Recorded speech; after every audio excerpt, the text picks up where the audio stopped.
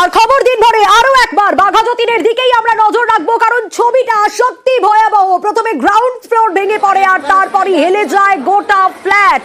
একটা 4 তলা বিল্ডিং, ঠিক এরকম পরিস্থিতি তৈরি হয়। যে ছবি আমরা দেখাচ্ছি, বাঘাযতীনে 4 তলার ফ্ল্যাট হেলে গেল। কিভাবে এই ঘটনা ঘটলো সেই ডিটেল কি পাওয়া গেল? রনক জানাতে পারবে। রনক, এখনো পর্যন্ত কি জানা সম্ভব হলো যে কিভাবে এই ফ্ল্যাট এরকম অবস্থা হলো, হেলে গেল? একটা বিষয় জানা যাচ্ছে, এই বাড়িটিতে কিন্তু কিছু কাজ চলছিল, অর্থাৎ নির্মীয়মান হয়ে যাওয়ার পরও কিছু কাজ চালানো হচ্ছিল এই বাড়িতে। সেক্ষেত্রে তার জেরেই বিপত্তি ঘটেছে কিনা সেই বিষয়ে এখনো কিন্তু স্পষ্ট হওয়া যায়নি। কিন্তু কিছুদিন আগে সম্প্রতি এই ফ্ল্যাটটি তৈরি হয় এবং এখানে কিন্তু কিছু কাজ হচ্ছিল। তারপরই দেখা যায় হঠাৎই এই 4 তলা বাড়িটি যে গ্রাউন্ড ফ্লোর, সেই গ্রাউন্ড ফ্লোর হুড়মুড়িয়ে ভেঙে যায় এক অংশ। তারপরে কিন্তু গোটা ফ্ল্যাটটি একদিকে হেলে গেছে এবং এখনো সেই রকম পরিস্থিতিতেই ফ্ল্যাটটি রয়েছে। ইতিমধ্যে আশেপাশের যারা এলাকাবাসী রয়েছে তাদের মধ্যে একটা আতঙ্ক ছড়িয়েছে। তাদেরকে নিরাপদ স্থানে ইতিমধ্যে বার করা হয়েছে এবং ঘটনার জেরে এখনো পর্যন্ত কোনো হতাহতের খবর সামনে আসেনি। কিন্তু স্পষ্টত কিভাবে এই দুর্ঘটনাটি ঘটলো এবং যেহেতু সম্প্রতি তৈরি হয়েছিল এই ফ্ল্যাটটি, তাহলে কেন এই ঘটনাটি ঘটলো, এইগুলি কিন্তু এখন প্রশ্ন আসছে। সেক্ষেত্রে স্পষ্ট এখনো উত্তর পাওয়া যাচ্ছে না। এবং কোন প্রমোটার এই ফ্ল্যাটটি তৈরি করেছিল, অত্যন্ত নিম্নমানের সামগ্রী যে ফ্ল্যাটটি তৈরি হয়েছিল কিনা, এটাও কি তারা প্রশ্নের বিষয়। কারণ যে এলাকায় ঘটনা ঘটেছে, বিদ্যাসাগর কলোনি, অত্যন্ত জনবহুল এলাকা, প্রত্যেক আশেপাশে কিন্তু মানুষের বসবাস। সেক্ষেত্রে গোটা ফ্ল্যাটটি যদি আশেপাশের বাড়ির উপরে গিয়ে পড়তো, তাতে কিন্তু আরো একটা ভয়াবহ দুর্ঘটনা ঘটতো। এমনকি এখনো সেই পরিস্থিতিতে ফ্ল্যাটটি রয়েছে। একদিকে গোটা ফ্ল্যাটটি হেলে রয়েছে, যেহেতু গ্রাউন্ড ফ্লোর প্রথমে ভেঙে যায় হুড়মুড়িয়ে, সেক্ষেত্রে ভিত হওয়ার দরুন গোটা ফ্ল্যাটই কিন্তু ইতিমধ্যে বাঁদিকে হেলে রয়েছে এবং ভেতরে। রনক, যে ছবি আমরা দেখতে পাচ্ছি, এই পরিবার, এখানে কতগুলো পরিবার বসবাস করতো সে বিষয়ে কিছু জানা যাচ্ছে? কারণ তুমি বলছিলে যে সরিয়ে নিয়ে যাওয়া হচ্ছে, কোথায় সরিয়ে নিয়ে যাওয়া হচ্ছে তাদের? দেখো, বাড়ির ভেতরে যারা ছিল তাদেরকে কিন্তু ইতিমধ্যে নিরাপদ স্থানে সরিয়ে ফেলা হচ্ছে এবং যাতে করে কিনা কোনো রকম বড়সড় দুর্ঘটনা না ঘটে সেই বিষয়কে সামনে রেখে কিন্তু এখনই তাদেরকে সরিয়ে ফেলা হচ্ছে। এবং শুধু তাই নয়, তুমি ছবিটা দেখো, দেখবে যেখানে এই বাড়িটি রয়েছে তার আশেপাশে আরো বেশ কিছু বাড়ি রয়েছে। সেক্ষেত্রে সেগুলির ওপরে এই বাড়িটি ভেঙে যাওয়ার একটা পসিবিলিটি ছিল। সেক্ষেত্রে কিন্তু তাদেরকেও নিরাপদ স্থানে সরিয়ে ফেলা হচ্ছে। এবং যেহেতু সাম্প্রতিক এই ফ্ল্যাটটি তৈরি হয়েছিল, সেক্ষেত্রে বেশ কিছু পরিবার কিন্তু এই ফ্ল্যাটে বসবাস করতো। কিন্তু এই ঘটনার জেরে এখনো পর্যন্ত কেউ হতাহত হয়নি এমনটাই তথ্য সামনে আসছে। কিন্তু তার জন্য কি কারণে এই দুর্ঘটনা ঘটলো, যেটা প্রাথমিকভাবে জানা যাচ্ছে যে এই বাড়িতে কিন্তু কিছু কাজ চলছিল, অর্থাৎ নির্মীয়মান বাড়ি না হলেও তৈরি হয়ে যাওয়ার পরও কিন্তু কিছুদিন ধরে এই বাড়িতে কিছু একটা কাজ চলছিল। সে তার জেরেই হঠাৎই দুপুর বেলায় এই 4 তলা বাড়ি। রনক, একটু সঙ্গে থাকো। ইতিমধ্যে আমরা যোগাযোগ করতে পেরেছি, আমাদের সঙ্গে রয়েছেন স্ট্রাকচারাল ইঞ্জিনিয়ার পার্থপ্রতিম বিশ্বাস। আপনাকে স্বাগত জানাবো নিউজ 18 বাংলায়। একটু জানতে চাইবো যে এরকম একটা 4 তলা বিল্ডিং এভাবে হেলে পড়লো, বড়সড় দুর্ঘটনা ঘটতে পারতো, কিন্তু এর ভিতরে কি কারণ থাকতে পারে? কেন এই ধরনের ঘটনা ঘটতে পারে বলে আপনার মনে হয়? দেখুন, কলকাতার সয়েল এমনিতেই হচ্ছে যে খুব নরম মাটি, পলিবাহিত মাটি, এবং কলকাতার মাটির যা চরিত্র বিশেষত সব জায়গায় একরকম নয়। এই যে বাড়িটা যেটা হেলে পড়েছিল প্রাথমিকভাবে, তার কারণ হচ্ছে যে এই বাড়িটার একদিকে ফাউন্ডেশন অন্য দিকের ফাউন্ডেশনের চাইতে হচ্ছে বেসিস সেটেল করছিল। এই সেটেলমেন্টের একটা সম্ভাব্য কারণ হয় এই বাড়ি তৈরির সময় যে বাড়ির ভিতের তলায় যে সয়েল রয়েছে, ফাউন্ডেশনের তলায় যে সয়েলটা থাকে, সেটা যদি ফিল্ড আপ সয়েলে থাকে, অর্থাৎ ভরাট করা জমিতে যদি এটা হয়, তাহলে এরকম চান্স খুব বেশি। এবং পুরনো পুকুর ছিল, পুরনো জলাশয় ছিল বা নিচু জমি ছিল, সেটা ফিল্ড আপ হয়েছে। সেক্ষেত্রে ফাউন্ডেশন একদিকে যেদিকটা ভরাট হওয়া জমি সেদিকে টিল্ট করে যেতে পারে, অন্যদিকে তুলনায় তখন বাড়িতে ক্র্যাক আসতে পারে। সেই ক্র্যাক যদি বেশি হয় টিল্ট করতে পারে।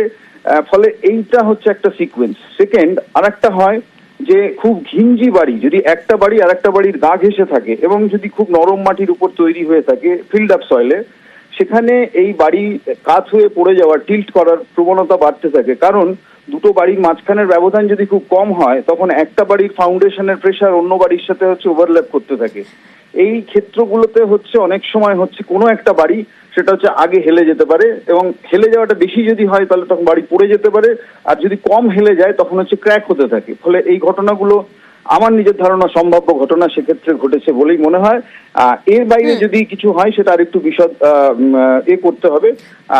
কি বলবো যে একটা বিষয় একটু আপনার কাছ থেকে জানতে চাইবো, মানে সাধারণ মানুষ হিসেবে যেরকম যারা ভাবে যে ভিতটা খুব মজবুত হওয়া উচিত, ফাউন্ডেশনটা খুব মজবুত হওয়া উচিত, যদি এরকম জমি হয় বা এরকম মাটি হয় তাহলে সেক্ষেত্রে কি মেটেরিয়ালের ক্ষেত্রে যদি কোনো নিম্নমানের সামগ্রী ব্যবহার করা হয় তাহলে কি এই ধরনের জিনিস সম্ভব? হ্যাঁ, এটা তো আপনি আবার বলছেন, একটা হচ্ছে যে সাবসয়েল যদি উইক হয় তাহলে সেই বাড়ির টিল্ট করা, হেলে যাওয়া, ক্র্যাক হওয়ার চান্স অনেক বেশি। আচ্ছা, এমন সম্ভাবনাময় সিচুয়েশনে যদি সেখানে বাড়ির মশলা, মানে সেখানে যদি লোহাতে, স্টিলে কম্প্রোমাইজ করা হয়, সেখানে যদি সিমেন্টে কম্প্রোমাইজ করা হয়, ফাউন্ডেশন ডেপথে কম্প্রোমাইজ হয়, ফাউন্ডেশন সাইজে কম্প্রোমাইজ হয়, তাহলে কিন্তু এই টিল্ট করার প্রবণতা আরো বাড়বে বা ফেটে যাওয়ার প্রবণতা আরো বাড়বে, বিপদ আরো বাড়ে। এই নিয়ে কোনো সন্দেহ নেই। ধন্যবাদ জানাবো আপনাকে। আমরা কথা বলছিলাম স্ট্রাকচারাল ইঞ্জিনিয়ার পার্থপ্রতিম বিশ্বাসের সঙ্গে এবং তখন কথাও আপনাদেরকে শোনালাম। কোথাও গিয়ে বারবার করেই প্রশ্ন উঠছে যে কেন এরকম একটা পরিস্থিতি তৈরি হলো, কে বা কারা, কোন প্রমোটার বা কোন প্রমোটাররা এই বাড়ি বা এই ফ্ল্যাট তৈরি করলো। তো যারা থাকতেন এই বাড়িতে এখনো পর্যন্ত যে আপডেট আমরা পাচ্ছি তাদেরকে নিরাপদ স্থানে সরিয়ে নিয়ে যাওয়া হয়েছে। শুধু এই ফ্ল্যাটের লোকজন নয়, আশেপাশে যারা রয়েছেন, কারণ ছবিতে আমরা দেখতে পাচ্ছি যে আশেপাশে অনেক বাড়ি রয়েছে যারা বিপজ্জনক অবস্থায় রয়েছে এই মুহূর্তে, তাদেরকেও নিরাপদ স্থানে সরিয়ে নিয়ে যাওয়া হয়েছে। রনকের কাছে আবারও আমি একটু যাব, রনক রয়েছে আমার সঙ্গে। রনক, কারা এই বাড়ি তৈরি করলো, এই ফ্ল্যাট তৈরি করলো, সেই আপডেট কি পাওয়া গেল? দেখো, সেটাই কিন্তু এখন খোঁজার চেষ্টা করা হচ্ছে, কারণ প্রাথমিকভাবে যেহেতু খুব সম্প্রতি বানানো হয়েছিল ফ্ল্যাটটি, সেক্ষেত্রে কোন প্রমোটার এই ফ্ল্যাট তৈরি করেছিল এটাই কিন্তু এখন প্রশ্নের মুখে। কোনো নিম্নমানের জিনিস যে ফ্ল্যাট তৈরি করা হয়েছিল কিনা, কিংবা কোনো জলা জমি ছিল কিনা, যে বিষয়টি সামনে আসছে। কারণ ইতিমধ্যে ভিত থাকলেও এটি চারতলার ফ্ল্যাট, কিভাবে এরকম একটা ঘটনা ঘটে এবং পুরোপুরি হেলে গেছে দেখাই যাচ্ছে। সেক্ষেত্রে কোন প্রমোটার এই ফ্ল্যাটটি বানিয়েছিল তার খোঁজ চলছে এবং কি কোয়ালিটির, অর্থাৎ গুণগত মান কিরকম ছিল যে জিনিসগুলো দিয়ে এই ফ্ল্যাটটি বানানো হয়েছিল, সেটাও কিন্তু একটা প্রশ্নের মুখে আসছে। কারণ ভয়াবহ একটা দুর্ঘটনা ঘটতে পারত। অত্যন্ত জনবহুল এলাকা, আশেপাশে প্রত্যেকটি জায়গায় মানুষের বসবাস। ইতিমধ্যে এই ঘটনার জেরে কিন্তু আতঙ্ক ছড়িয়েছে গোটা এলাকা জুড়ে। কারণ এই চারতলা ফ্ল্যাটটির প্রথমে একেবারে গ্রাউন্ড ফ্লোর, অর্থাৎ ভিত যাকে বলা যেতে পারে, সেই গ্রাউন্ড ফ্লোর কিন্তু হুড়মুড়িয়ে ভেঙে পড়ে ভর দুপুর বেলায়। তারপরে দেখা যায় আস্তে আস্তে এই ফ্ল্যাটটি কিন্তু বাদিকে হেলতে থাকে এবং এখনো পর্যন্ত ঠিক সেই পরিস্থিতিতেই ফ্ল্যাটটি রয়েছে। প্রাথমিক কাজ হবে এই জায়গা থেকে কিন্তু ফ্ল্যাটটির যে ধ্বংস যে জিনিসগুলো অর্থাৎ ধ্বংসাবশেষ রয়েছে, প্রত্যেকটি জিনিস কিন্তু সরিয়ে ফেলা এবং যদি ভেতরে যারা বসবাস করছে তাদের ইতিমধ্যে নিরাপদ স্থানে সরিয়ে ফেলা হয়েছে এবং আশেপাশে যে সমস্ত বাড়িগুলি রয়েছে সেখান থেকেও কিন্তু মানুষজনকে নিরাপদ স্থানে সরিয়ে ফেলা হয়েছে, যাতে করে কিনা কোনো রকম অপ্রীতিকর পরিস্থিতি না ঘটে। এই বিষয়টা সামনে রেখেই কিন্তু তাদেরকে নিরাপদ স্থানে সরিয়ে ফেলা হয়েছে এবং একেবারে নিরাপদ স্থানে সরিয়ে নিয়ে যাওয়া বড় সড় দুর্ঘটনা থেকে রক্ষা পাওয়া গেল। কিন্তু যে ছবিটা আমরা দেখছি তা সত্যি ভয়াবহ। কোথাও গিয়ে আশেপাশের এলাকাবাসীরা তারা তো রীতিমতো আতঙ্কের প্রহর গুনছেন এখন, যে একটা ফ্ল্যাট এভাবে হেলে পড়লো।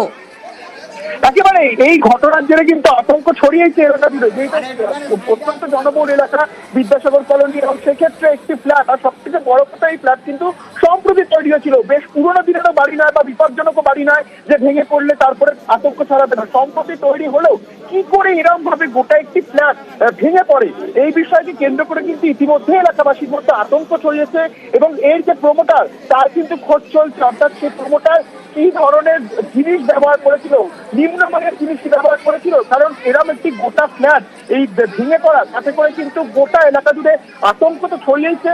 ইতিমধ্যে পুলিশ কিন্তু ঘটনাস্থলে পৌঁছেছে এবং এই ঘটনার জন্য কেউ হতাহত না হলেও যেভাবে এই ঘটনাটি ঘটেছে, আশেপাশে বাড়ি যেভাবে রয়েছে, সেক্ষেত্রে একটা ভয়াবহ দুর্ঘটনা ঘটার সম্ভাবনা ছিল। একদম ভর দুপুর বেলায় একটি চারতলা ফ্ল্যাটের প্রথমে গ্রাউন্ড ফ্লোর ভেঙে পড়ে হুড়মুড়ি এবং সেই গ্রাউন্ড ফ্লোর যেটা ভিত বলা যেতে পারে, তার জন্য কিন্তু ওয়েট থাকতে না পেরে গোটা চারতলা ফ্ল্যাটই একদিকে হেলে পড়েছে এবং সেই চিত্রটি তুমি এখনো দেখছো। এখনো কিন্তু ঠিক সেই অবস্থাতেই সেই ফ্ল্যাটটি রয়েছে এবং জানা যাচ্ছে এই ফ্ল্যাটটিতে কিন্তু কোনো কাজ চলছিল, অর্থাৎ সেই কাজ চলার দরুন এই ফ্ল্যাটে কোনো এফেক্ট পড়েছে কিনা, তার ফলেই কি ভেঙে পড়েছে, এই বিষয়গুলো কিন্তু এখনো খতিয়ে দেখা হচ্ছে।